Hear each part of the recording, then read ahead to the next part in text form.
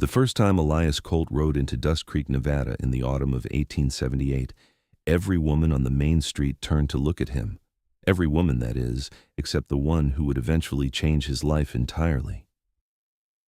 She was sweeping the porch of the general store when he passed, her back turned to the road, her worn brown dress dusty at the hem, her movements methodical and unhurried, as if she had long since stopped caring what came riding in from the hills. He noticed her only briefly, a slight figure, unremarkable in her stillness, and then his eyes moved on to the livery stable at the end of the road, which was what he had actually come for. Dustcreek was a proper town by 1878 standards, which meant it had a church, a jail, a saloon with a piano that was missing 3 keys, a telegraph office, 2 competing dry goods establishments, and the kind of low, persistent dust that settled into your collar no matter which way the wind was blowing.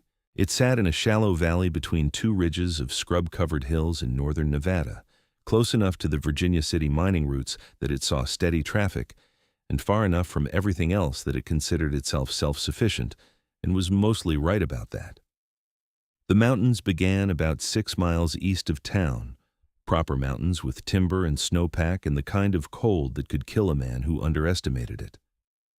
Elias Colt had spent the last 4 years living in those mountains, and before that, 6 more years moving through similar terrain in Wyoming and Colorado, so the cold did not concern him in the slightest. He was 31 years old, he stood 6 feet and 3 inches tall, which was a considerable height for the era, and every inch of him had been shaped by years of physical labor in demanding terrain. His shoulders were broad enough that door frames occasionally gave him pause, and his arms, which he had rolled his sleeves up past the elbow despite the October chill, showed the kind of dense, hard muscle that came not from vanity, but from years of hauling timber, wrestling pack mules, and doing everything alone that most men did in pairs. His hair was dark brown and fell past his collar in loose waves because he only cut it when it genuinely got in his way, which was not often. His jaw was strong and square beneath a close-cropped beard, and his eyes were a pale, clear gray that sat in a face weathered by sun and altitude into something that was not conventionally handsome so much as it was arrestingly, undeniably present. When Elias Colt looked at you, you felt it. He had come to Dustcreek for supplies, a new trap line, and 3 days of rest before heading back into the high country. He had not come for anything complicated, and he intended to keep it that way. The livery stable was run by a cheerful, round-shouldered man named Hobart Finch, who took Elias's horse with practiced efficiency and told him everything he needed to know about Dustcreek in approximately 7 minutes, including which rooms at the boarding house were clean, which were not, and the name of every person of note in town, delivered in a tone that suggested Hobart had been waiting for a new audience for quite some time. "That there is the general store," Hobart said, gesturing as he unsaddled Elias's roan mare. "Belongs to the widow Alcott now. Her husband passed. Oh, going on 2 years back this December. Martin Alcott. Good man, weak chest, died of the lung sickness. She runs it herself now, which I'll say is admirable, even if she has a face that could stop a clock." Elias turned to look at the store with its freshly swept porch and its hand-lettered sign. The woman who had been sweeping was no longer visible. "That's so. Now don't go thinking I'm being cruel," Hobart said quickly, as if he had read something in Elias's silence that required defending against. "I'm just telling you straight because you're new, and I'd rather you hear it from someone honest. Clara Alcott is a fine woman, hardworking, decent, fair in all her dealings. Got a boy of 7 that she's raising on her own, but the Lord didn't see fit to bless her with an easy countenance, and the town, well, the town being a town, they talk." Elias collected his saddlebag and rifle. "People always talk," he said simply, and walked toward the boarding house. He did not think about Clara Alcott again that evening. He ate a quiet supper at the boarding house table, spoke briefly with 2 other travelers passing through, and went to bed early.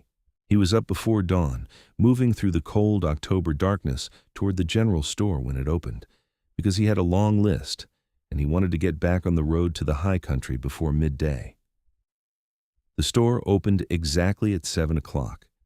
He knew this because he was sitting on the porch steps when the bolt drew back on the inside and the door swung inward, and Clara Alcott stepped back to let him enter. He got his first real look at her then, in the thin morning light that fell through the door behind him. She was 28 years old, though he did not know that yet. She was of middling height, perhaps 5 feet and 3 inches, with a sturdy, capable build and hands that were reddened and roughened from work. Her hair was a dark, flat brown, pulled severely back from her face in a way that emphasized rather than softened her features, which were, he supposed, in the conventional sense of the word, plain. Her nose was broad and a little crooked, as if it had been broken at some point and healed imperfectly. Her eyes were set a little deep beneath a strong brow, and her mouth was wide and somewhat thin-lipped. She was not the kind of woman that stopped conversation when she walked into a room, at least not for any reason that would have pleased her. But there was something in the way she looked at him when he stepped through her door, something direct and steady and entirely unimpressed that caught his attention more than conventional beauty would have. "You are an early one," she said. Her voice was low and clear, with a faint edge of the East in it, somewhere like Pennsylvania or Ohio. "I've got a long ride ahead," he said. "Then let us not waste time. What do you need?" He gave her his list. She moved through the store with the efficiency of someone who had memorized every inch of the space, reaching without looking, measuring without hesitating, stacking his supplies with the quiet competence of a woman who had built her life on precision. She asked 3 clarifying questions, all of them practical and exactly to the point. She did not make conversation for the sake of it. She did not flutter or flirt or look to see if he was watching her. She simply worked, and when she was done, she gave him the total in a clear, level voice and made change from the tin box under the counter with the accuracy of a bank teller. He gathered his things and was nearly to the door when she said, from behind him, in that same even tone, "You will want extra tallow for the cold. It comes on fast in the high country this time of year." He turned. She was already moving to the shelf, pulling down a solid cake of tallow wrapped in brown paper. "You know the high country?" he asked. "My husband trapped up there his first 2 winters in Nevada before the store. He talked about it." She set the tallow on the counter without ceremony. "No charge. Consider it a welcome to Dustcreek." He looked at her for a moment. She met his gaze without difficulty, without self-consciousness, in a way that was entirely comfortable with itself. He put 2 coins on the counter anyway, picked up the tallow, and walked out. He thought about her the entire 6 miles back to his camp in the mountains, and he was not entirely sure why. He spent 3 weeks in the high country before the first serious cold front came rolling down from the north in early November, bringing with it a wind that could flay skin from bone and temperatures that dropped to places his thermometer struggled to register. He had seen worse, and he was well prepared, but the trap line north of the ridge was iced over, and the cabin needed a day of attention before he could trust it to hold against a real blizzard. He worked through it methodically, the way he did everything, and when the worst of the cold broke into something merely bitter rather than lethal, he found himself thinking about going back to town for more supplies. He told himself it was the supply list. He had gone through his cornmeal faster than expected, and he needed a new file for his knife. These were legitimate reasons. He collected his furs, packed his mule, and rode back down into Dustcreek on a sharp Wednesday morning when the sky was the particular pale blue that comes after the first real frost. The town looked different in November. The traffic had thinned with the season. The men who sat outside the saloon in summer were inside it now, and the street had a quieter, more closed-in feeling. He rode past the general store and saw the sign in the window, open, and the lamp burning steadily inside, and he felt something loosen in his chest that he did not immediately analyze. Clara Alcott was at the back of the store when he came in, hefting a crate of canned goods from the floor to the shelf with the kind of determined effort that made it clear she was going to do it herself, regardless of how heavy it was. She looked up when the bell above the door rang. "Mountain Man," she said by way of greeting. "Mrs. Alcott," he said by way of reply. There was a pause in which she looked at the crate, and then at him, and something in her expression shifted almost imperceptibly. Not an invitation exactly, more like a provisional allowance.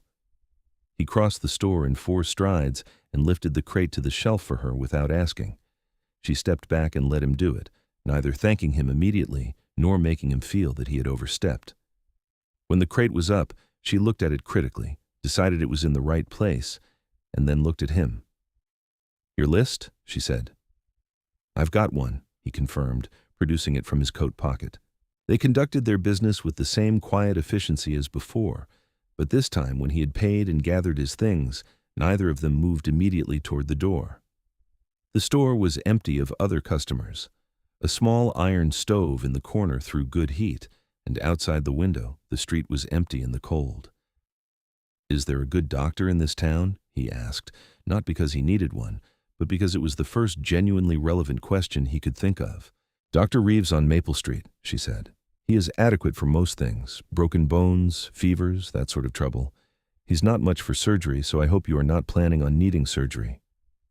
"I try not to plan on needing it." "That is wise." Something that was not quite a smile moved through her eyes. "Do you have a name, Mountain Man? Or shall I simply put you down in my ledger as tall customer, buys tallow?" He found himself doing something he did not usually do with strangers, which was actually smile. "Elias Colt," he said. "Clara Alcott," she said, which he already knew, but the formal exchange seemed to matter to both of them. "Hobart at the livery told me about you," he admitted. She absorbed this without visible reaction. "He tells everyone about everyone. What did he say?" He thought about the most honest and least cutting way to answer that. "He said you were hardworking, decent, and fair in your dealings." She looked at him steadily. "And the rest of it?" "He said the town talks," Elias said. "They do," she agreed, without resentment or self-pity. "People will say what they will say.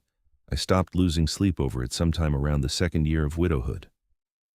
She picked up the cloth she had been using to dust the counter and moved it with the same purposeful economy of motion she used for everything. "My husband Martin was a handsome man, tall, fair-haired, well-liked. Everyone thought we were an odd pair, and they were not shy about saying so. I married him anyway, because he was good and kind, and he saw something in me worth seeing. I am grateful for that, and I do not regret a day of the 8 years we had."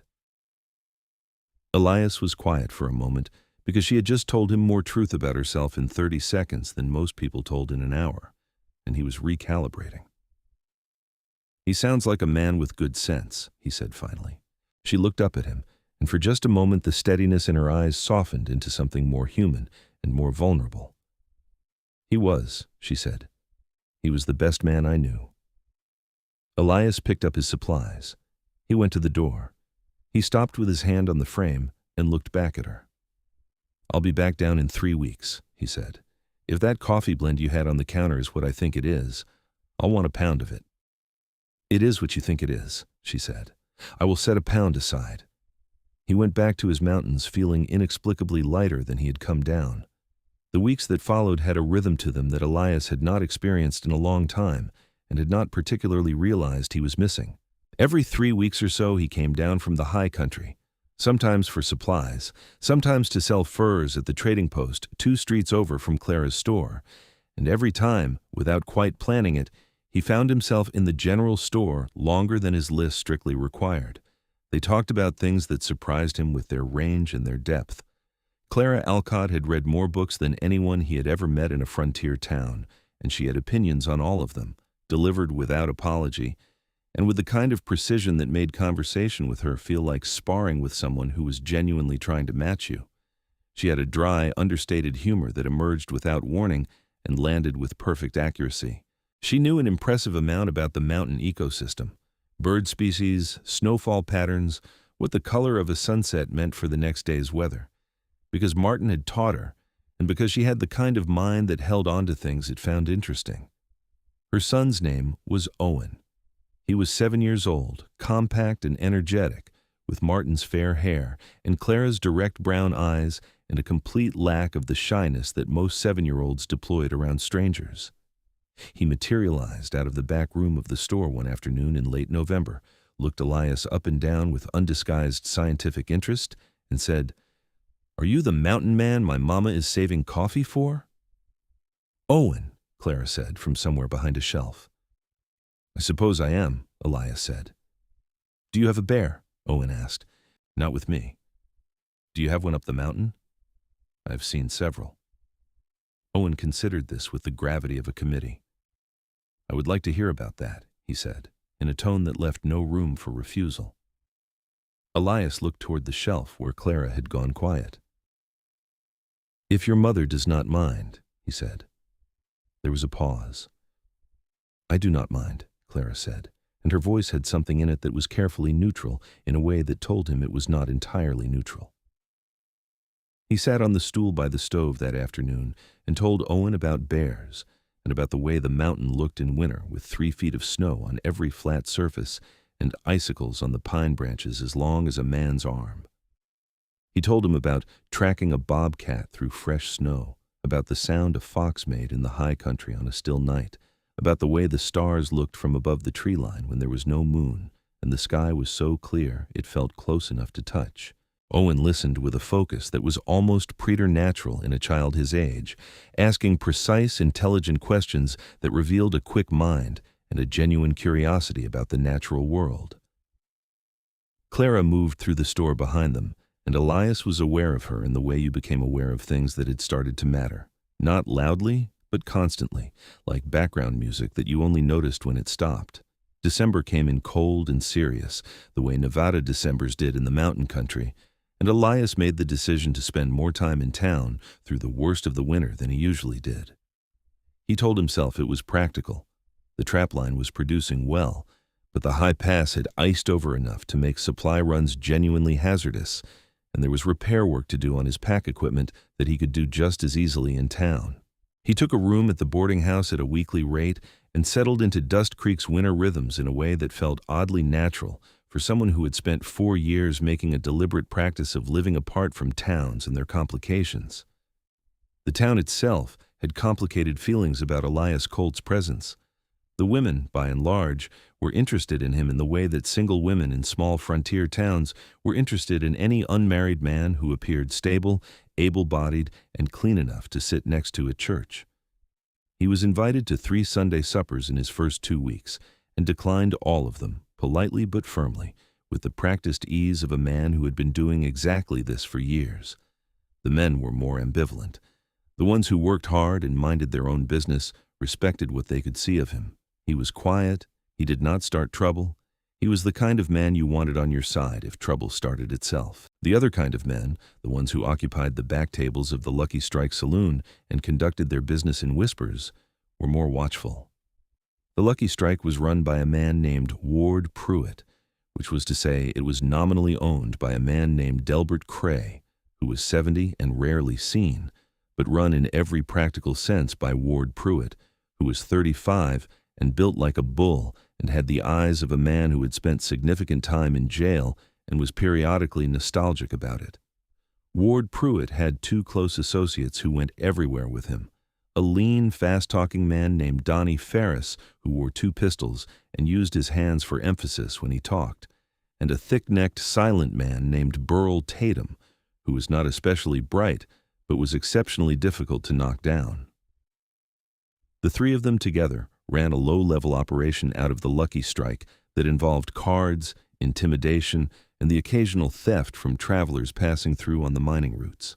Sheriff Lon Hadley knew about it in the vague, unprovable way that small-town sheriffs knew about things they could not yet act on, and had so far been unable to catch any of them doing anything specific enough to make a case.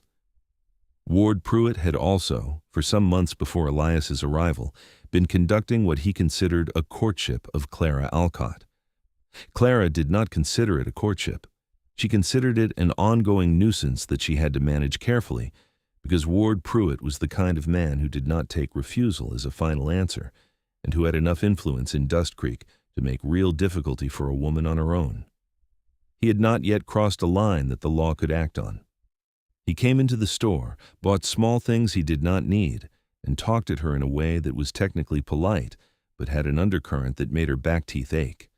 He told her that a woman alone with a child and a business needed protection. He told her that Dustcreek could be an unkind place for the unattached. He told her, with the smile he wore like a tool, that he was a patient man and he had no objection to waiting for sense to prevail. She had never told anyone in town about these visits in a way that constituted a real complaint. She managed Pruitt the way she managed everything difficult, with a cool, steady composure that gave him nothing to grip and a consistent, unambiguous refusal that she delivered without heat, because she had learned that heat only interested men like him. But in early December, 2 weeks after Elias had settled into the boarding house, Ward Pruitt came into the general store on a Tuesday afternoon and found Elias sitting on the stool by the stove, drinking the coffee Clara had set aside for him, while Owen showed him a drawing he had made of a bear that bore only moderate resemblance to an actual bear. Ward Pruitt stopped in the doorway. His eyes went from Elias to Clara to the domestic scene by the stove, and something in his expression went very still and very flat. "Mrs. Alcott," he said. "Mr. Pruitt," Clara said from behind the counter. Her voice was perfectly level. Pruitt came into the store. He was shorter than Elias by perhaps 3 inches, but he was broad, and he carried himself with the particular confidence of a man who was accustomed to being the most dangerous person in the room. His eyes moved over Elias in the way a man assessed a rival, cataloging size and capability in a single sweeping look, and Elias could see the calculation in it. "I do not believe I know you," Pruitt said, addressing Elias in a tone that was technically civil. Elias looked up from the bear drawing. "Elias Colt.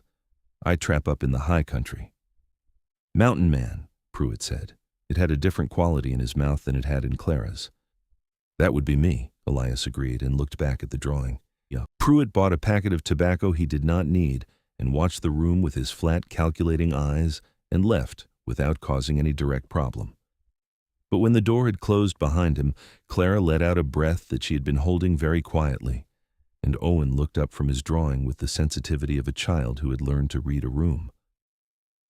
"He does not like you," Owen said to Elias with the bluntness of 7 years old. "Owen," Clara said, a warning in it. "That is all right," Elias said.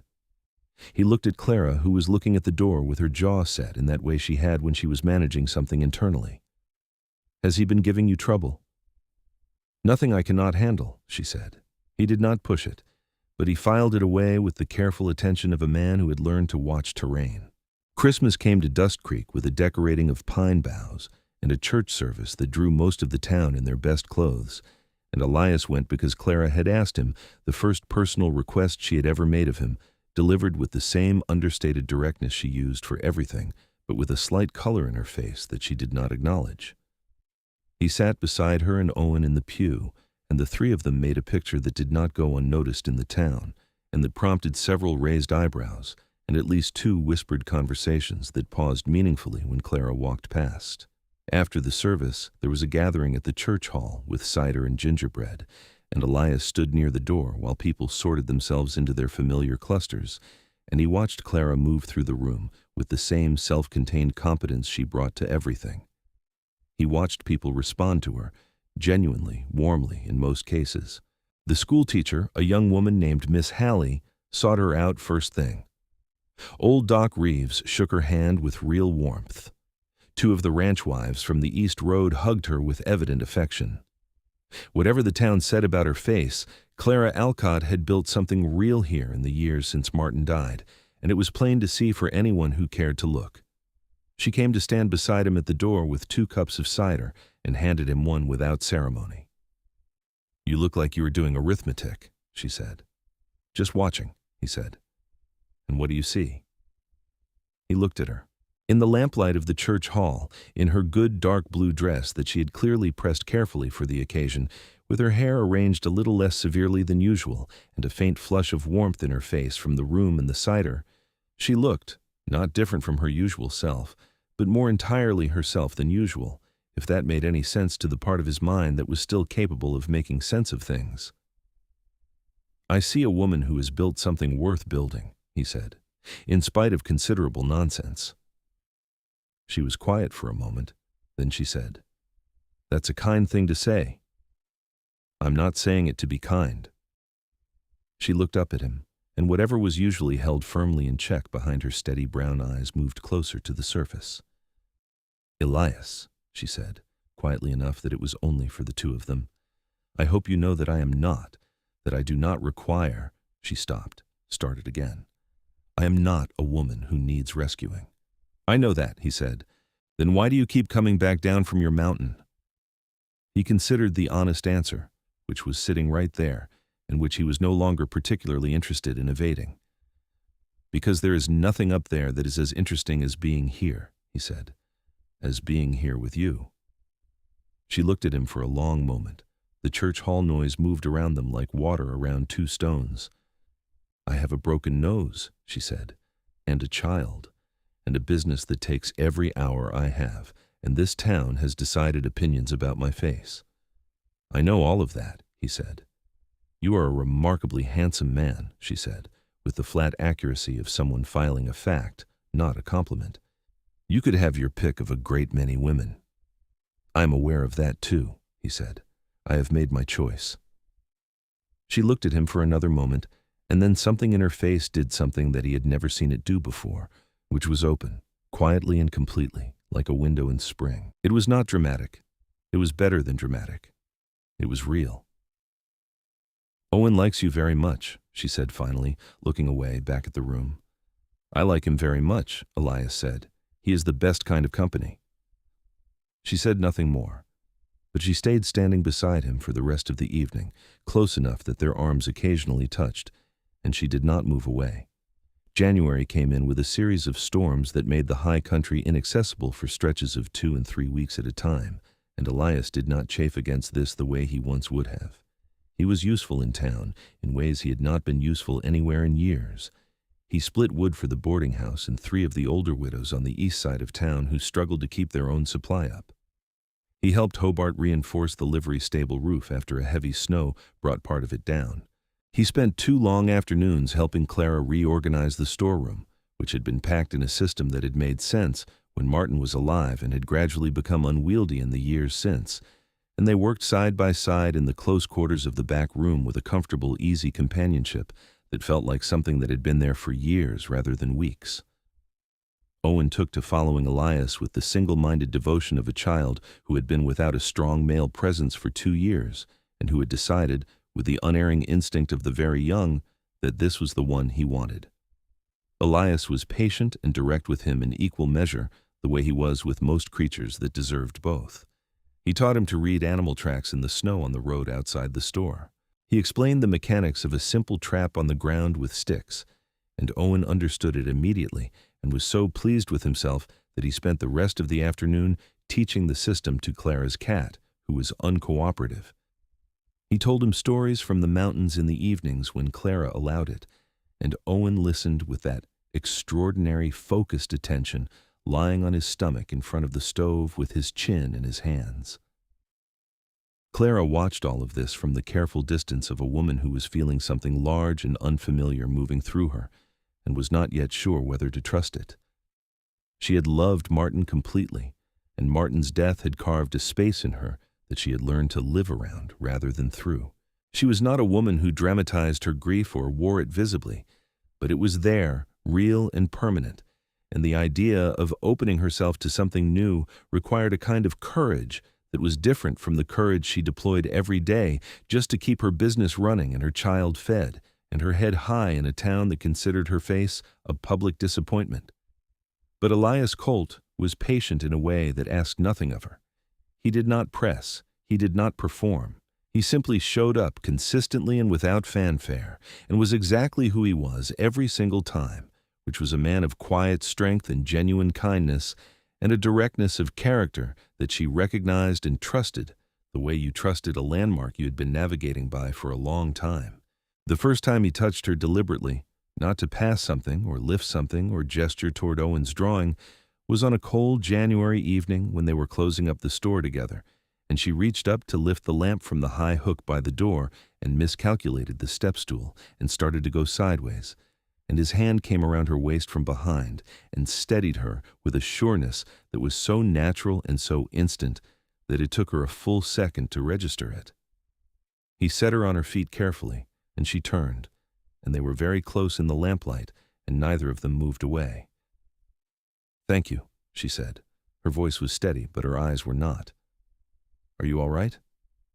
"I'm entirely all right."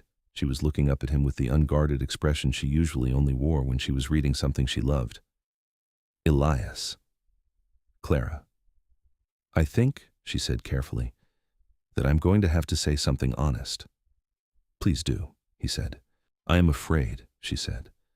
I do not say that lightly because I have not been afraid of much in several years. But I'm afraid of this. Of you. Of what I think is happening. He let his hand stay at her waist, a light contact, asking nothing. I know, he said. I know you are. I do not want to lose anyone else, she said, and the simplicity of it was the truest thing she had said to him. I know that too, he said softly. I'm not going anywhere, Clara. I've been up on that mountain for 4 years because there was nothing down here worth coming down for. There is now. She looked at him for a long time, searching his face with those deep, steady eyes, doing the kind of thorough assessment she did when she was deciding whether something was worth trusting. He held still under it because he had nothing to hide and nowhere else to be. All right, she said at last, quietly, finally, completely. All right. He did not kiss her that night. He simply walked her and Owen to the door of the store and stood in the cold while she locked up, and when she turned, he nodded in a way that was an acknowledgement and a promise, both, and went back to the boarding house feeling like a man who had been carrying a pack for a long time and had finally, carefully, set it down. February in Dustcreek was the month when the cold settled in for its most serious work, and the town contracted around its fires and its routines. Elias went up to the mountain twice in February for his trap line and came back both times with the speed of a man who had something worth returning to. Clara noticed the difference in his returns, the particular way he tied his horse and came into the store in the first hour after arriving back in town, before he had even dropped his pack at the boarding house, and she felt something warm and a little terrifying move through her chest each time. They had supper together twice in February, proper suppers at the boarding house with Owen between them, which gave the meal a cheerful logistical quality that made it easier for both of them than 2 people sitting across a table alone would have been. The boarding house proprietress, a large, decisive woman named Mrs. Taggart, watched these meals with undisguised approval and told anyone who asked that it was high time something good happened to Clara Alcott. Ward Pruitt watched these developments from his usual station at the Lucky Strike with the expression of a man who was calculating a problem and had not yet settled on an approach. He had sent Donnie Ferris to inquire in a roundabout way about Elias Colt's background and reputation in the mountain country, and what Donnie had come back with was not comforting. A man who had been trapping since his early 20s, who had no criminal record, who was known in 3 counties as someone you did not start trouble with unless you had more trouble to spare than most people had. This was not the kind of information that deterred Ward Pruitt exactly. It was more the kind of information that told him to be careful about how and when. In mid-February, something changed in Pruitt's approach to Clara. His visits to the store became less frequent but more charged, and when he came in, he had stopped the pretense of buying things and simply stood at the counter and talked with the specific kind of patience that was actually a form of pressure. He told her that people in town were talking about her relationship with the mountain man. He told her that certain kinds of talk were difficult for a businesswoman to survive. He told her these things in the tone of a man who was concerned for her welfare, which made them substantially worse than if he had simply been rude. Clara managed these encounters the way she managed everything, with an exterior calm that cost her something and a private fury that she kept very well contained. She did not tell Elias about them immediately, which was a mistake she later acknowledged. She did tell him in the second week of March, on an evening when he could see something in her face when he came into the store after a week in the mountain, something tight and closed that was not her usual manner. "What happened?" he said. Not a question. She looked at him for a moment, and then she told him about Pruitt, from the beginning, the months of visits before Elias arrived, the escalating pressure, the most recent conversation 3 days ago in which Pruitt had told her directly that she was making a foolish decision and that he was not the kind of man whose patience had no limit. Elias listened without interrupting. His face through all of it was very still, the way the surface of deep water was still, which was nothing like the stillness of emptiness, but entirely like the stillness of depth. "Why did you not tell me sooner?" he said when she had finished. "Because I have managed my own affairs for 2 years, and I did not want you to think I could not," she said. There was a slight defensiveness in it that she immediately recognized as the cousin of fear. "You can manage your own affairs," he said. That has never been in question for me, but you should not have to manage this one alone." She looked at him. "What are you going to do?" "Talk to him," Elias said. "Elias." "Calmly," he said. "Clearly. I'm going to tell him that his interest in you is not welcome and that it needs to stop." He paused. "That's a conversation I can have without it becoming anything more than a conversation." She was quiet for a moment. Then, "He has 2 men with him constantly, Ferris and Tatum." "I know," Elias said. "They are not good men," she said. He looked at her steadily. "I know that too." She searched his face, and whatever she found there settled something in her. She nodded once. "Be careful," she said, in the tone she had of saying enormously important things in the smallest possible words. "Always," he said, and it was a promise. He went to the Lucky Strike the following afternoon. It was a Friday, which meant the saloon was at about half capacity with the early crowd, men off shift from the small mining operation 3 miles east of town and regulars from the ranches who came in on Fridays out of habit.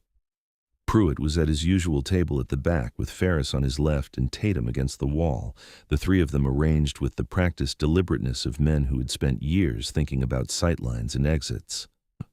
Elias walked to their table and stood at the edge of it with his arms loose at his sides and his hat in his hand, which was a courtesy, and said, "Mr. Pruitt, I would like a few minutes of your time."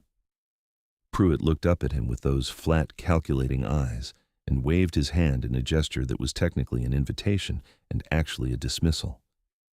"Mr. Colt, by all means." Elias pulled out the empty chair across the table and sat in it, which was not what Pruitt had expected, and he could see the brief recalibration in Pruitt's expression. "I am going to be direct," Elias said, keeping his voice level and quiet enough that it did not carry to the surrounding tables. "I have something important to say to you, and I would like to say it once, clearly, without any misunderstanding between us." "Do go on," Pruitt said. "Clara Alcott is not interested in your attention," Elias said. "She has told you this, clearly and repeatedly. I am asking you to accept that and to stop pressing the matter. That is all I am asking." Pruitt looked at him for a long moment. Ferris was very still on his left, with the careful stillness of a man who was waiting to be told which way things were going. Tatum showed nothing, as was his custom. "Now that is interesting," Pruitt said. "A man who has been in this town 4 months telling me how to conduct my personal affairs." "This is not about your affairs in general," Elias said. "It is specifically and only about Mrs. Alcott. She is not available to you. She has told you that herself. I am here to make sure the message is received." Something shifted in Pruitt's expression, the careful civility moving aside to show something underneath it that was harder and colder. "You are here," he said slowly, "because you have decided to involve yourself in something that is not your business." "She is my business," Elias said. "That is what I am telling you." The room had gotten quieter in the way that rooms got quieter when something was building. Men at nearby tables had found reasons to study their drinks. "You are a mountain man," Pruitt said, the contempt in it now undisguised. "You come down from your hills twice a month and buy cornmeal from a widow and think that gives you standing in this town. Let me explain something to you, Mr. Colt. I have been in Dustcreek for 6 years. I have interests here. I have friends here. I have arrangements here that have nothing to do with you and everything to do with how things run." He leaned forward slightly. "You do not want to put yourself between me and something I have decided I want." "I am already between you," Elias said simply and without heat. "That is what I am telling you. I am not leaving this town, and I am not going to watch you pressure a woman who has told you no. So I suppose you will need to decide what to do about that." He stood up, put his hat back on, and walked out of the Lucky Strike at the same unhurried pace at which he had walked in. He told Clara that evening that he had spoken to Pruitt and that the message had been delivered clearly, and that he could not guarantee how it would be received, but that they should both be watchful. She listened with her arms folded across her chest in the way she did when she was containing something that wanted to be larger. And when he finished, she said, "You are going to have trouble from him." "Possibly," he said. "I do not want you to have trouble on my account," she said, and there was something in it that was almost anguished, which was a degree of emotional visibility she rarely permitted herself. He crossed the store to where she was standing and he took her hands, which were cold despite the stove, and held them between both of his. She looked up at him with those honest brown eyes that never pretended to feel something they did not feel. "Clara," he said, "let me worry about Pruitt. That is not a burden I am asking you to share. What I'm asking you to share is everything else. Everything that comes after the trouble is done." She looked at his hands around hers and at him, and something in her face was very young for a moment, stripped of the practical armor she wore every day. "Do you mean that?" she asked. "I've never said a word to you that I did not mean," he said. She turned her hands over in his and squeezed them and said nothing more, which was its own kind of answer. March became April, and Dustcreek shook off the last of its winter heaviness and turned toward the tentative warmth of spring. The mountains lost their most dangerous ice, and Elias began going up again more regularly, but he never stayed more than 2 weeks, and when he came back, he was the same man who had left, reliable as a landmark, steady as the ridgeline above town. Clara felt herself changing in ways that she noticed without quite being able to name. She caught herself looking for him when she was not expecting him, which was a vulnerability she had not had in a long time. She found herself thinking about things she wanted to tell him, small observations, things Owen did, a passage in a book she had been reading, and the accumulation of these small thoughts had a weight to them that she recognized from a long time ago, from the early years with Martin, which was both wonderful and terrifying in equal measure. Owen, for his part, had made his peace with the situation with the decisive simplicity of a child who had decided what he wanted. He asked Elias, on a Tuesday afternoon in April, with absolutely no preamble, whether he was going to marry his mother. Elias looked at him steadily. "That's a very direct question," he said. "Mama says direct questions are the most efficient way to get information," Owen said, in the tone of someone deploying a learned principle. Elias glanced at Clara, who was behind the counter and had gone very still. "Your mother is right about that," he said. He looked back at Owen. "Yes," he said. "I intend to ask her. I have not done it yet." Owen processed this. "When are you going to do it?" "Owen," Clara said faintly. "When the time is right," Elias said. "The time seems right now," Owen said, looking around the empty store with the confidence of a man surveying favorable conditions. A sound escaped Clara that might, under rigorous examination, have been a laugh. Elias looked at her, and she was looking at him with something in her face that was brighter and more open than he had seen it yet, the kind of expression that cost her something to wear and that she was wearing anyway. He stood up from the stool and walked to the counter and stood across it from her, and Owen stood between them, watching with the focused attention of a scientific observer. "It seems the moment has been called," Elias said. "It appears so," Clara said, and her voice was not entirely steady. "Clara Alcott," he said, "I have spent 4 years on a mountain avoiding exactly this kind of feeling, because I had decided it was more trouble than it was worth, and I was wrong about that, as I am occasionally wrong about things. You are the most honest person I have ever met. You are intelligent and hardworking and braver than you know, and you have the finest dry humor of any human being I have encountered in 31 years. I love you. I would like very much to marry you, if you will have me." She held his gaze for a long, full moment. He could see her breathing. He could see the careful woman in her measuring and balancing, and he could see, underneath that, the less careful woman who had been waiting quietly all this time. "Yes," she said. It was simply that. The most uncomplicated yes he had ever heard.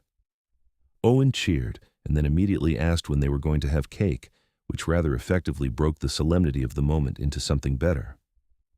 Elias came around the counter and kissed Clara Alcott for the first time, properly, in the warm interior of her store with the spring sunlight coming through the window, and she kissed him back with an openness and a warmth that was exactly what he had known she had in her and had been waiting for her to decide to give. It was April 14th, 1879. He remembered the date because Owen immediately asked him to remember it, on the grounds that it was historically significant.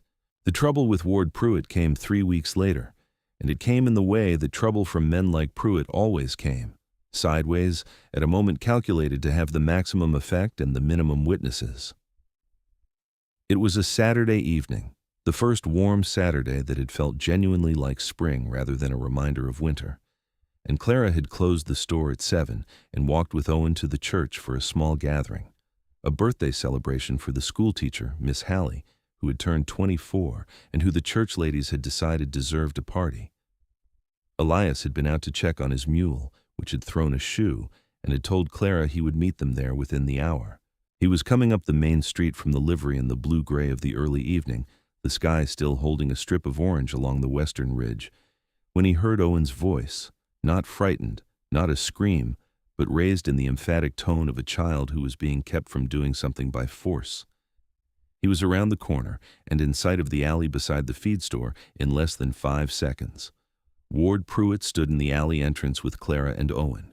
Donnie Ferris was at his shoulder. Burl Tatum was slightly behind, blocking the other end of the alley. Pruitt had his hand on Clara's arm, not viciously, but firmly enough that she could not pull away without a struggle, and he was speaking to her in a low, flat voice. Owen had positioned himself between his mother and Pruitt with the small, fierce courage of a child who did not fully understand the danger and would have stood there regardless. "Take your hand off her," Elias said. The words were quiet. They did not need to be loud. They landed in the alley with the weight of a dropped stone. Pruitt turned. His expression when he saw Elias coming was one of prepared contempt, which told Elias that this had been at least partially set up, that Pruitt had known approximately when and where Elias would be and had timed this accordingly. "Colt," Pruitt said, "I was just having a private conversation with—" "Owen," Elias said, not looking away from Pruitt, "take your mother and walk to the church right now. Do not stop." "Owen, come," Clara said, and her voice was steady and commanding, and Owen took her hand and they moved. Pruitt's grip on Clara's arm tightened for one moment, and then Elias was close enough that Pruitt made the better calculation and let go. Clara and Owen were clear of the alley. Elias heard their footsteps, brisk and purposeful, moving away. Pruitt looked at him. Ferris and Tatum arranged themselves with the practiced geometry of men who had done this before. "You just made this considerably worse for yourself," Pruitt said. "I told you where things stood," Elias said. "I told you clearly. You chose not to accept it." "I choose," Pruitt said, his voice losing its last veneer of civility, "not to be told what I can and cannot do in my own town by a man who sleeps in a cabin and sells raccoon skins." "Then let us settle it," Elias said. He was the kind of man who had no interest in hitting anyone who did not need hitting, but he was also the kind of man who, when the hitting became necessary, did it with the full force and focus that 4 years of mountain living had built into a body that was already, by nature, built for the work. He was faster than Pruitt expected, and considerably stronger than either Ferris or Tatum had estimated from looking at him, which was a common mistake people made with men whose size had a practical rather than a displayed origin. Ferris came first, quick and overconfident, and Elias caught his arm mid-swing and used his own momentum to put him into the alley wall with enough force to take the fight out of him completely. Tatum came next, low and hard, and they went into a grapple that was briefly serious because Tatum was very strong, but Elias got his footing and his leverage and brought it to a conclusion in a way that left Tatum sitting in the dirt with the expression of a man who had genuinely not expected to be on the ground. Pruitt, who had pulled his pistol, had it leveled by the time Elias turned to him, and for a moment the alley was very still. "That is far enough," Pruitt said. Elias looked at the gun. He looked at Pruitt. He stood absolutely still, which was the only sensible response when a man had a cocked pistol on you at 6 feet.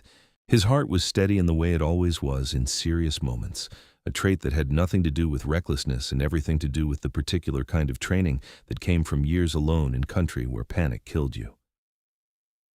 "You can shoot me," Elias said very quietly, "but you will hang for it. There are people at the church 20 feet from here, and you put your hands on a woman and a child on a public street with witnesses.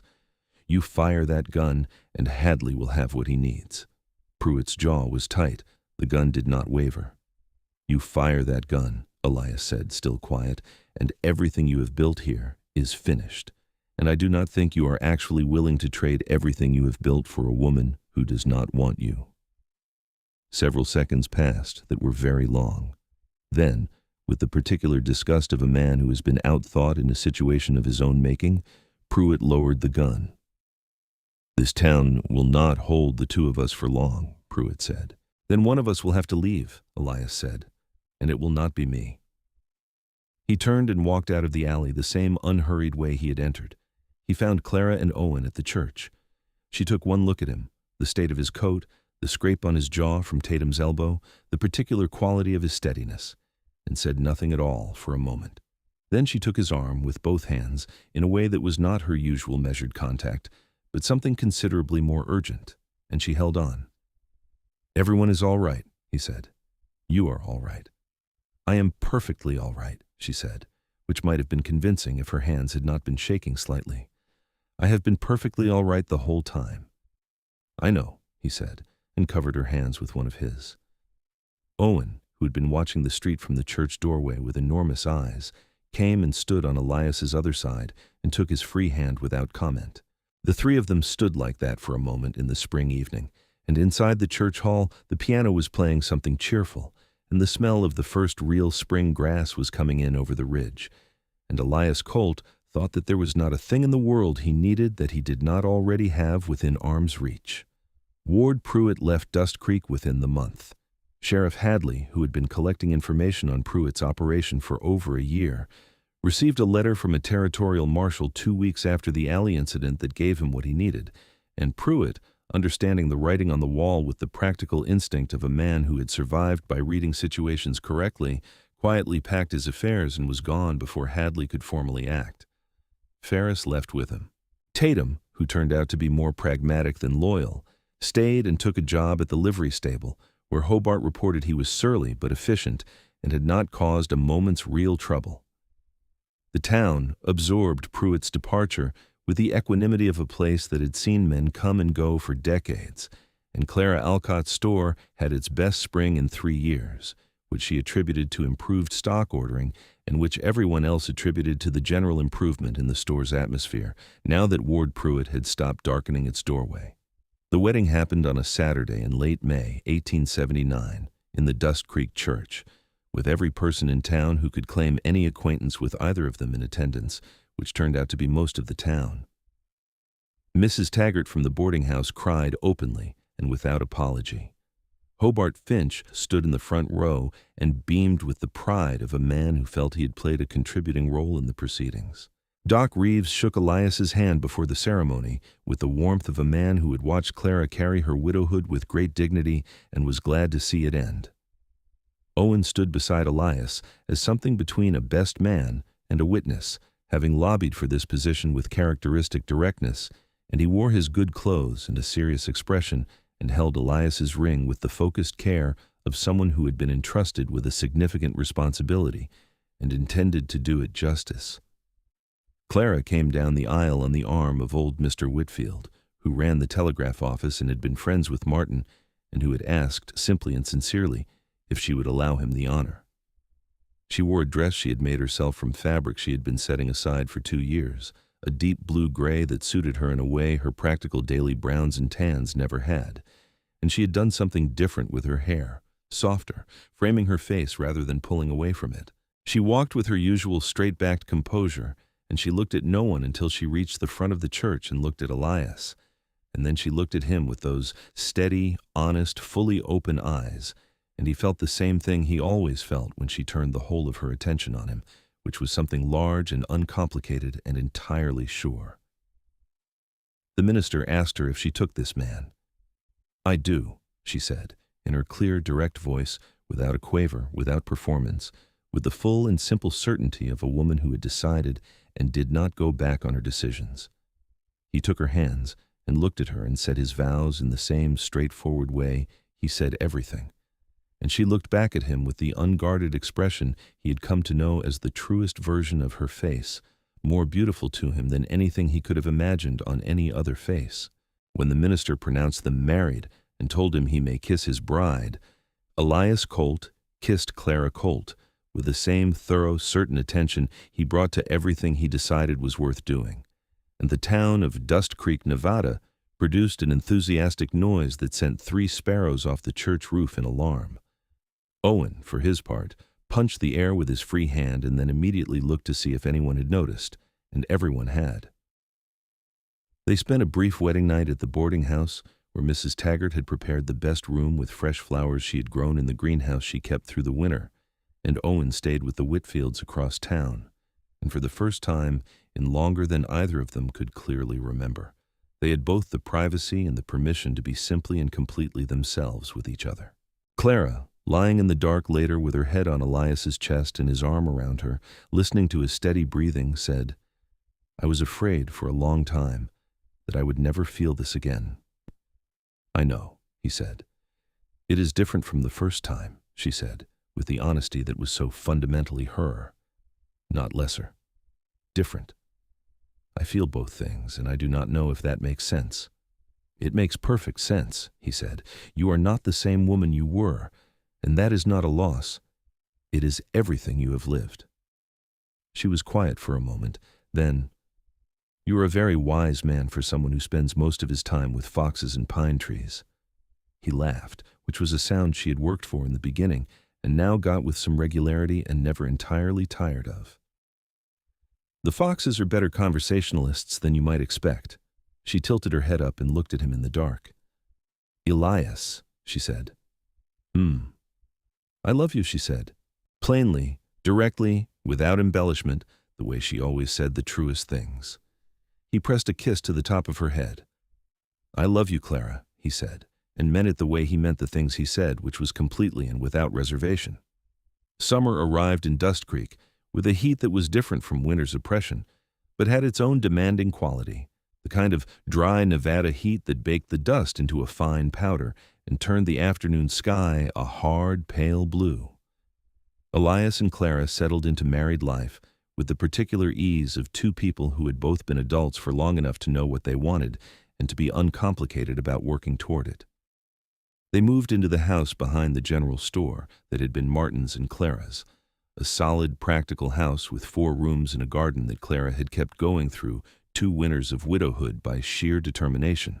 Elias added a lean-to workshop on the back for his equipment, and he built Owen a proper bed to replace the narrow cot he had been sleeping on, and he repaired 3 windows and the front step and a section of the back fence with the straightforward, no-complaint efficiency of a man who saw what needed doing and did it. Owen adapted to having Elias in the house with a smoothness that made Clara's heart ache with gratitude. He called him Elias because they had discussed it and agreed that it was his choice, and Elias had told him quietly that whatever he chose was right and that nothing between them would change either way. Owen had thought about it for 2 days with great seriousness and had come back with Elias, and also with a slightly adjusted posture, standing a little straighter, the way children did when they felt themselves to be safely held. Elias continued to go up into the mountain country for his trap line, and Clara continued to run the store, and they developed the rhythms of a shared life with the practical attention of 2 people who respected each other's work and their own. When he was in the mountains, she wrote him letters that she saved in a bundle until he returned, because there was no practical way to send them to his cabin, and he read them all at once by lantern light on his first night back, and felt the whole of her bright, exact mind moving through the pages with the same warmth and directness that he loved in her voice. When he was in town, he helped with the store in the afternoons, lifting and stacking and the occasional negotiation with the supply wagons, tasks he was well suited for, and that gave him a reason to be close to her in the hours when the store was open. The town's opinion of Clara Alcott, Clara Colt now, underwent a recalibration that she would have found satisfying if she had let herself pay much attention to it. The women who had been kind to her before were kinder now, and some who had kept their distance found reasons to come into the store and linger. She was gracious about all of it, because she was gracious by nature, and she did not make anyone pay for past behavior, because she did not believe that served anything useful. But in the evenings, alone with Elias, she occasionally said something so precisely dry about a particular interaction that he would have to set down whatever he was holding and simply appreciate it. By October 1879, she knew she was expecting a child. She told Elias on a Sunday morning when Owen was at the Whitfields for the day, sitting across the kitchen table from him with her coffee cup, and the frank, watchful expression she wore when she was about to say something important. "I'm going to have a baby," she said. He looked at her for a moment, and she watched his face move through something that started as surprise and ended as something so open and unguarded that she had to swallow hard. "Clara," he said, and could not immediately find more words, which was unusual enough for him that it told her everything she needed to know about the dimension of what he was feeling. "In the spring," she said. "April, perhaps May. Dr. Reeves confirmed it." He stood up and came around the table and took her face in his hands, those large, careful hands that were so gentle when they chose to be, and he looked at her with everything he felt showing entirely plainly on his face. "Are you all right?" he asked first, because that was who he was. "I am very well," she said. "Tired in the mornings, but well." He kissed her, and when he pulled back, his eyes were bright in a way she had not seen before. "Thank you," he said. She laughed. "That's rather more my line than yours." "I mean it," he said. "Thank you for this, for all of it." She put her hands over his where they rested against her face. "We built this," she said, "together. That is how it works." He told Owen that afternoon when Owen came home, sitting with him on the back step with the October sun on them, man to child, direct and clear. Owen received the news with his customary focused gravity, asked 3 practical questions about logistics and timing, and then asked whether the baby would need his room, which was the question that mattered most to him, and which was resolved with the assurance that there was no intention of displacing him from anything. "All right," Owen said, and then, after a moment, with the careful casualness of someone saying something that mattered, "It will be good for you to have a baby of your own." Elias looked at him. "You are my own," he said, with the flatness of a statement so obvious it barely needed saying. "You have been my own since April, when you decided I was going to marry your mother." Owen looked at the garden for a moment. Then he nodded, once, with the contained satisfaction of a child who had received confirmation of something he had already believed, but was glad to have said aloud. "Yes," he said. "All right?" Winter 1879 came in softer than the year before, and Elias reduced his mountain trip significantly as Clara's pregnancy advanced, and he was unwilling to be more than a few hours away. She did not ask him to do this, would not have asked, and when she noticed the pattern, she raised her eyebrow at him over the supper table, and he said simply, "I find I prefer to be here." And she let it go at that, which was her version of thank you. The store did well through the winter. Clara had made several supply improvements in the fall based on what she had noticed customers going without, and the increased stock of hardware and dry goods brought in more business from the outlying farms and the mining camps. She worked until the last sensible moment, which was longer than Dr. Reeves would have strictly preferred, and then handed the day-to-day running to young Thomas Kirby, who had been stocking shelves for her on Saturdays for a year and was eager for the expanded responsibility. On the 15th of April, 1880, in the bedroom of the house behind the general store, with Dr. Reeves and Mrs. Taggart in attendance, and Elias sitting in the kitchen doing the kind of very still waiting that was harder than almost anything physical he had ever done, Clara gave birth to a boy. He was healthy and loud and had, when Elias finally came in and sat on the edge of the bed and took him from Clara's arms, a look of extreme and particular displeasure at the general quality of the world that was so recognizably his mother's expression that Elias laughed before he could stop himself. "He looks angry," Owen said from the doorway, where he had been standing with the expression of someone witnessing a natural phenomenon of significant magnitude. "He has just arrived," Clara said, in the warm, rough voice of a woman who had worked very hard in the last several hours. "He is entitled to an opinion about it." "What will you call him?" Owen asked. Elias looked at Clara. Clara looked at Elias. They had discussed this in the quiet of several winter evenings, running through possibilities with the thoughtfulness they brought to significant decisions. "Samuel," Clara said. "Samuel Martin Colt." Martin, for the good man who had come first and been loved completely and would not be forgotten. Samuel because it was strong and plain and suited the family they were. Owen tried it out quietly in the doorway. "Samuel," he said. Then he nodded. "Yes," he said. "That is good." Mrs. Taggart cried, as was her established practice at important events. Dr. Reeves shook Elias's hand and told him he had a fine family. And Elias sat on the edge of the bed with his son in his arms, and his wife looking up at him with those honest, open eyes, and the particular expression she wore when she was entirely content, rare and precise, and worth more than anything. And he felt, as he had felt with increasing frequency since a certain Tuesday in October when he had ridden into a town he had only planned to stay in for 3 days, that he was in the exact place in the world he was supposed to be.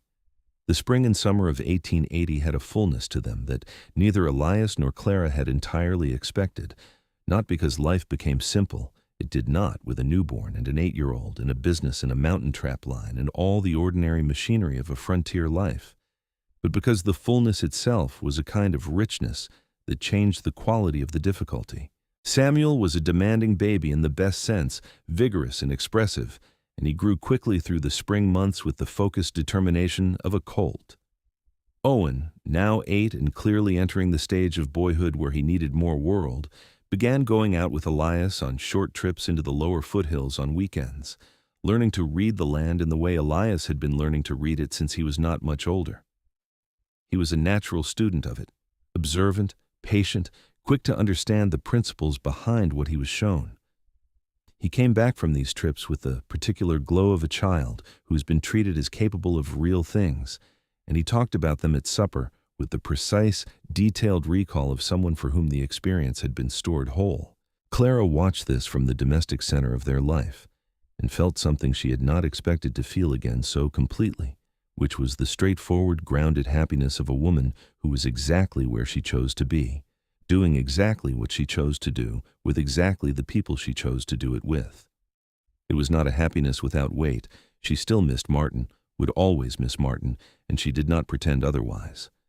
She still had hard days in the store, still navigated the ordinary difficulties of a small-town businesswoman in 1880, who was taken somewhat less seriously than her male counterparts, regardless of how well she ran things.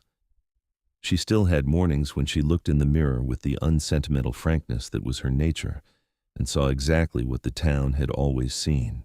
But she also saw, in those same mornings, the woman Elias looked at when he came into the room, not the woman she thought the mirror showed, but something more and other than that, something that had been there all along and that he had simply been the first to look at long enough and clearly enough to find. And that, the particular thing that happened in his gray eyes when they found her across a room, was its own steady argument against the mirror, made every day without his knowing he was making it, which was the best kind of argument there was. They had a quiet autumn and a good winter, and by the time Samuel was walking, hurtling, really, with the focused velocity of a child determined to be wherever the action was at maximum speed, Dustcreek had absorbed the Colt family into its fabric so entirely that it was difficult to remember the shape of the town before them. Miss Hallie got married in the fall of 1880 to a young engineer from the railroad survey, and Clara helped her plan it and mended her dress and stood in the church beside Owen with Samuel on her hip and felt the warm, uncomplicated pleasure of watching someone else have the beginning of something good. Hobart Finch, who had started the whole thing by being constitutionally unable to keep a story to himself, was at the celebration too, and he found Elias at the refreshment table and stood beside him with a cup of cider and the air of a man who had thoughts he intended to share. "That worked out, didn't it?" Hobart said, gesturing with his cup in the general direction of Clara, who was talking to Mrs. Taggart with Samuel on her hip and Owen leaning against her side. "It did," Elias agreed. "I told you she was a fine woman," Hobart said, with the satisfaction of a man who considered himself a contributing factor. "You told me she had a face that could stop a clock," Elias said, and his voice was perfectly pleasant. Hobart went slightly pink. "I told you other things as well," he said with dignity. "You did," Elias agreed, "and you were right about those parts." Hobart recovered his composure enough to raise his cup in a small salute, and Elias matched it, and they stood together in companionable silence, watching the room. Elias looked at Clara across the hall. She was laughing at something Mrs. Taggart had said, a real laugh, the kind that bypassed the composure she usually deployed and came straight from whatever was warmest and most alive in her, and her face in that moment was completely itself, strong-boned and honest and lit from within with something that was better than prettiness and more enduring than beauty. She looked up and found his eyes across the room, the way she often did, with that particular awareness they had developed of each other's location in any shared space, and she smiled at him. Not her small, careful, managed smile, but the real one. The one that reached her eyes fully and changed her whole face into something that made his chest press outward from the inside. He nodded, once, and she turned back to Mrs. Taggart, and Hobart said something he did not hear because he was still thinking about her face. Elias Colt went up to the mountain one more time that November for the last real trapline run before the serious winter weather closed in. He stayed 4 days, which was shorter than he used to stay, and when he came back down the familiar road toward Dustcreek on the 5th morning, with the valley spread out below him in the early light, smoke from the chimneys going straight up in the cold, still air, he could see from the road above town the lamp in the general store window burning steady and bright. She always left it burning when she knew he was coming back, not to signal him, not as a grand gesture, but because the store opened at 7 and she opened it regardless, and the lamp was always lit at the counter when she was working, and he was always, now, coming back. It was the most ordinary thing in the world. It was everything.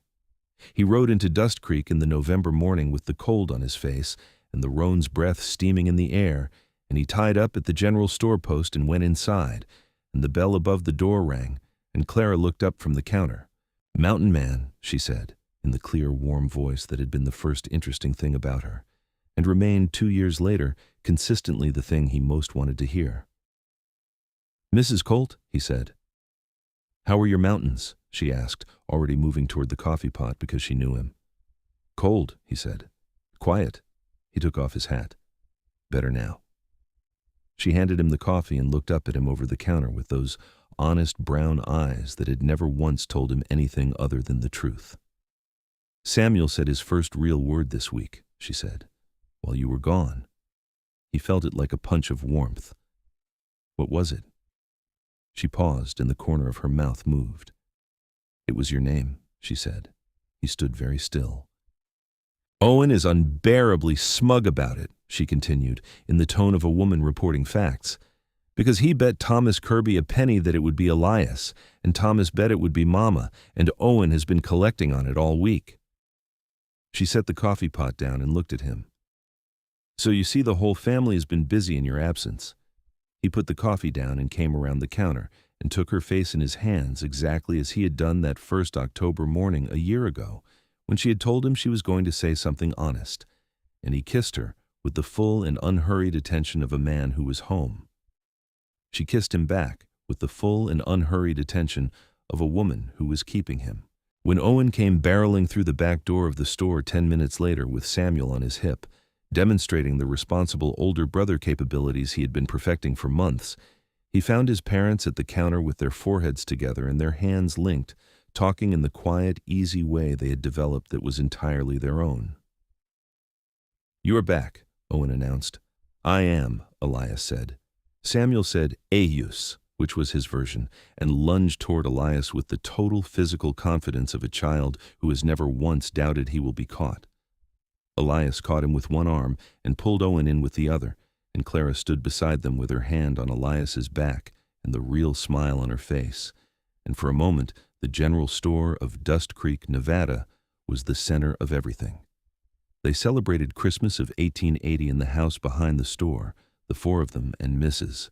Taggart and the Whitfields, who had been such friends to Clara in the hard years, and Elias had come back from his last mountain run with a Christmas tree strapped to the mule's side that required some negotiation to get through the front door, and that Owen immediately took charge of decorating with an artistic confidence that Clara diplomatically did not challenge.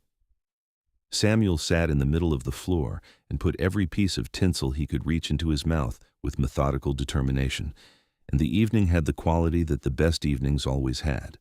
Nothing remarkable happening, nothing needing to be solved, just the warm interior of a home and the people who made it one.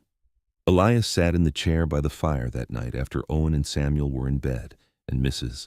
Taggart and the Whitfields had gone home into the cold Christmas night, and Clara came and sat beside him and leaned into his side the way she had learned to do with the gradual ease of someone who had decided to stop holding herself separately and had found the surrender entirely worth it.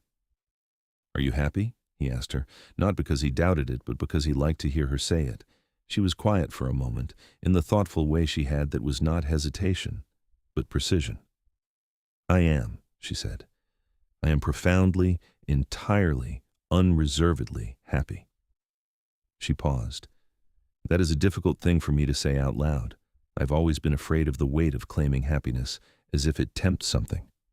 "But you said it," he observed. "I did," she said. "You make me brave about things I was afraid of. That is one of the several things I love about you." He put his arm around her and she settled into it, and they sat in the firelight in the good quiet of the house.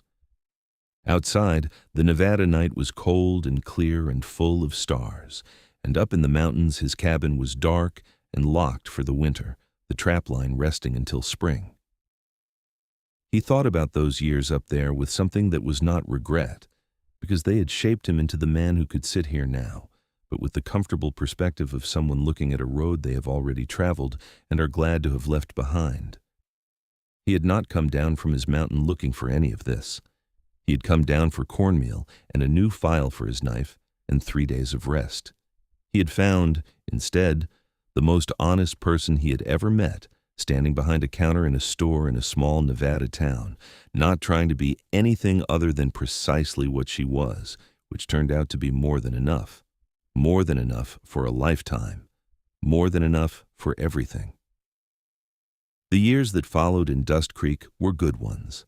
The town grew with the decade, acquiring a school building in 1881 that Owen attended with a seriousness of purpose that made Miss Halley's replacement, a young man named Mr. Porter, say at the first parent meeting that Owen was the best student he had taught in 5 years.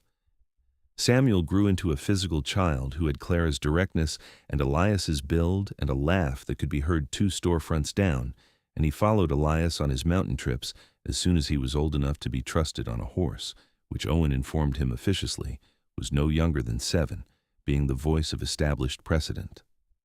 Clara expanded the store in 1882 with a small addition that allowed her to carry a proper selection of fabric and notions, which had been a gap in Dustcreek's commercial landscape. And the addition did exactly what she had predicted it would do in terms of business, because Clara Alcott Colt's predictions about commerce were reliably correct.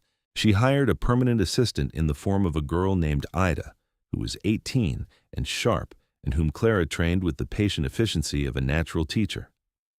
Elias's trapline continued to be productive, and he diversified over the years into guiding hunting and fishing trips for men from Virginia City and Reno, who wanted the mountain country but lacked the skills to navigate it alone, which was good work that suited his knowledge and brought in steady income through the seasons when the fur market was soft.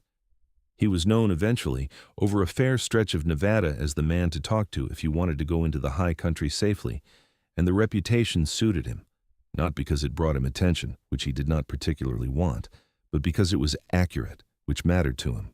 Owen grew, as Owen was always going to grow, into someone formidable.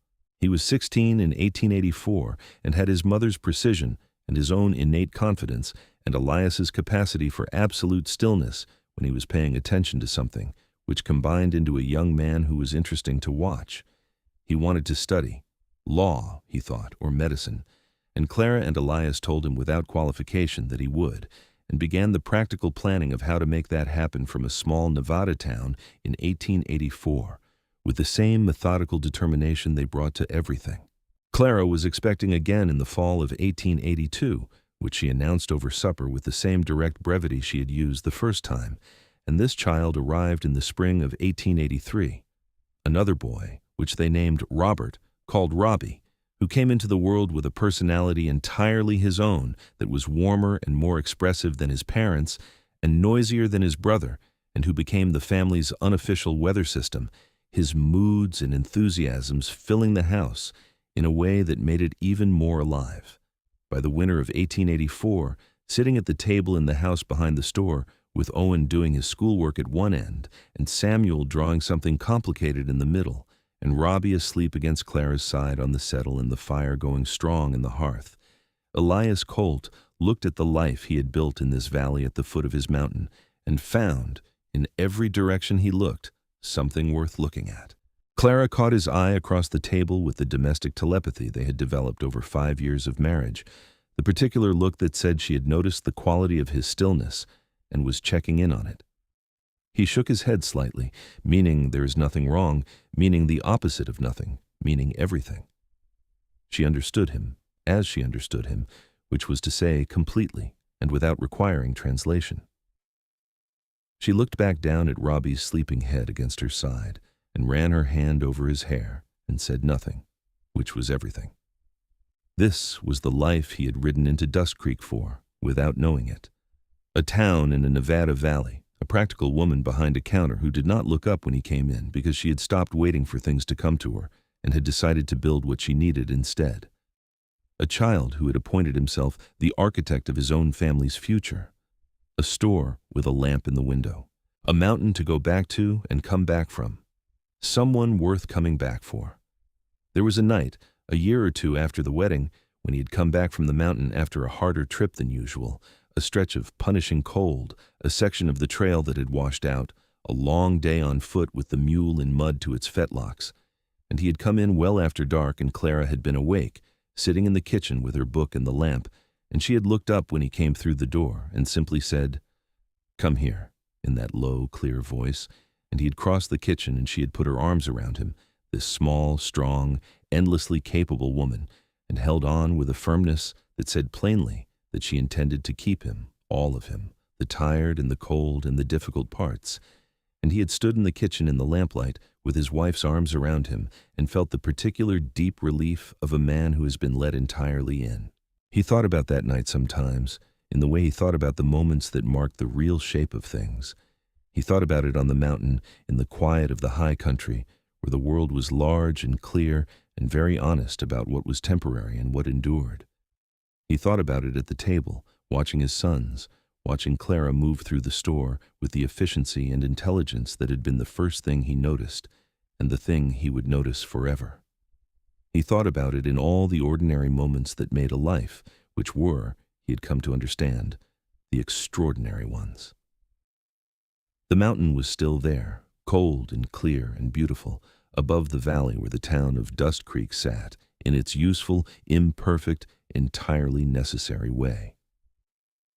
The lamp burned in the window of the general store every morning at 7, steady and certain. And Elias Colt, mountain man of 37 years in the fall of 1884, husband and father and man who had come down from the high country for cornmeal and stayed for the rest of his life, came home to it every time without fail, which was precisely the point and all the point there needed to be.